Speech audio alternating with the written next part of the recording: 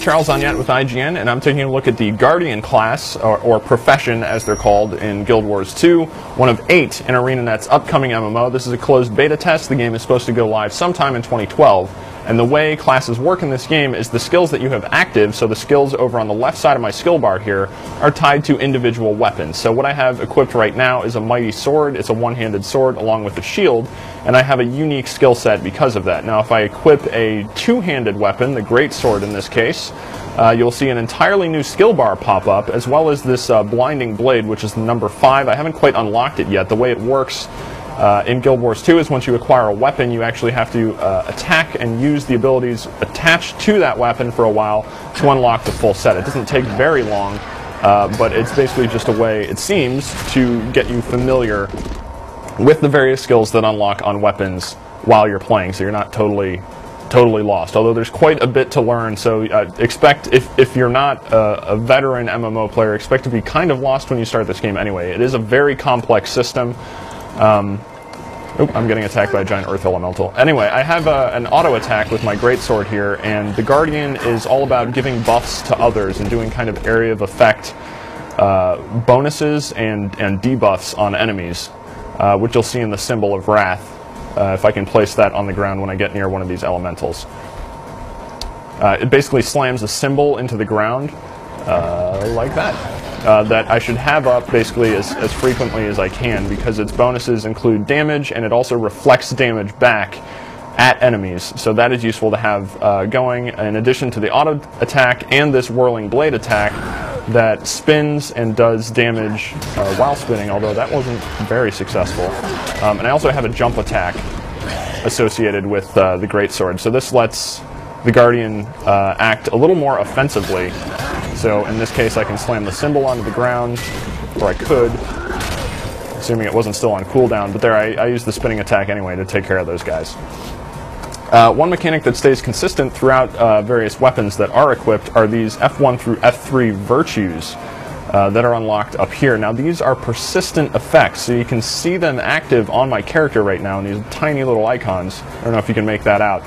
But so those give me passive bonuses, like Virtue of Justice gives every 5th attack a burning effect. Virtue of Resolve lets me regenerate health, and Virtue of Courage basically lets me block an attack on a regular basis. Now I can also activate these abilities, so I can activate Virtue of Justice, which basically spreads the effect out between allies and myself, so that the next attack has a burning effect.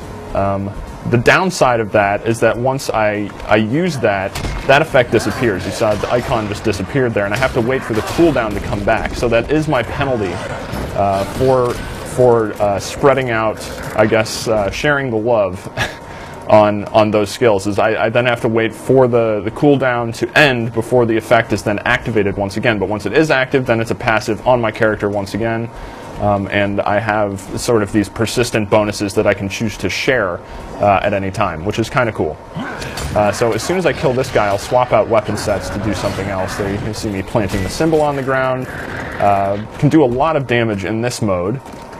But if I switch over to, say, a one-handed sword... Oh, I'm still in combat. I'm going to roll out of combat. Every character can roll, by the way. There we go. It consumes endurance over here. You can roll on the side, you can roll backwards, you can roll forwards.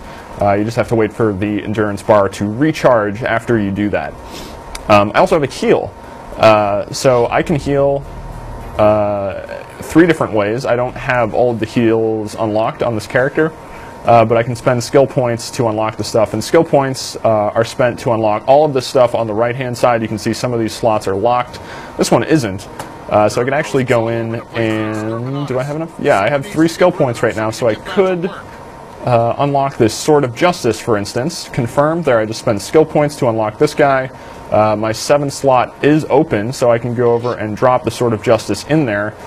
And this summons an arcane sword to defend me, so let's see what happens. There it is. I am now running around with a sword. It doesn't... Oh no, it will walk with me. Come on, buddy. I like how it has a little leash hanging off the back of it, a little chain leash. So if I get into a fight now, I should be able to...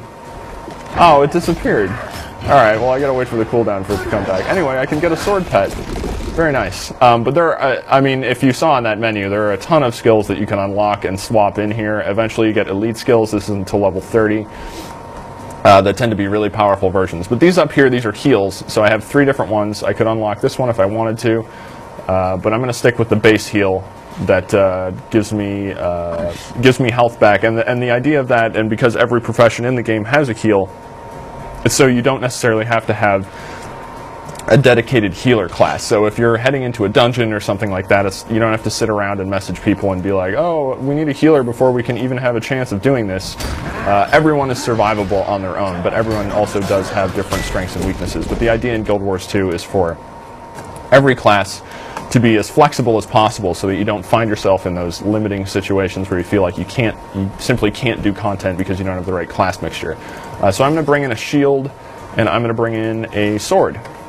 And now my skill bar has changed, so I now have basic auto attack. That's pretty standard, but I also have a flashing blade, and this gives me a little bit more mobility to basically teleport in and strike a target and blind them, which I can follow up with something like this Zealot's Defense, which blocks ranged attacks. So if I'm in melee combat with somebody and there's somebody shooting arrows, I can trigger this, and that will block ranged attacks, and it will also deal damage while that's happening.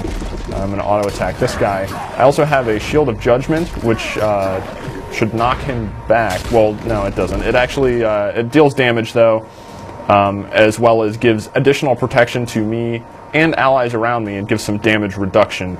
And then the Shield of Absorption is the one that actually knocks people back. So I'm going to use that here. I'm going to start fighting this guy. Shield of Absorption. There we go. Got a knockback effect, and it also has the additional effect of absorbing projectiles. So that's basically with the sword equipped. Now I can modify this. So if I like, for instance, the Shield of Judgment and the Shield of Absorption, but I'm not so crazy about the Flashing Blade and the Zealot's Defense, I can bring in a mace, a one-hander. There are also two-handed hammers, but this is a one-handed mace.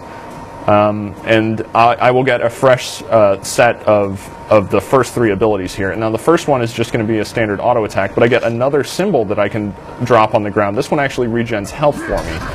So that's a nice one to have around. You'll see these green numbers are me regenerating health.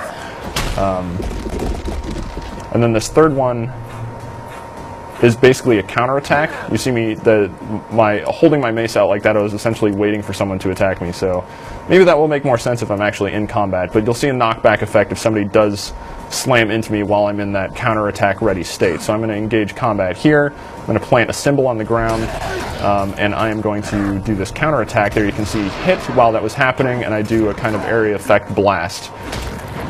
He should be dead pretty soon. So I have another offhand here that I can swap in.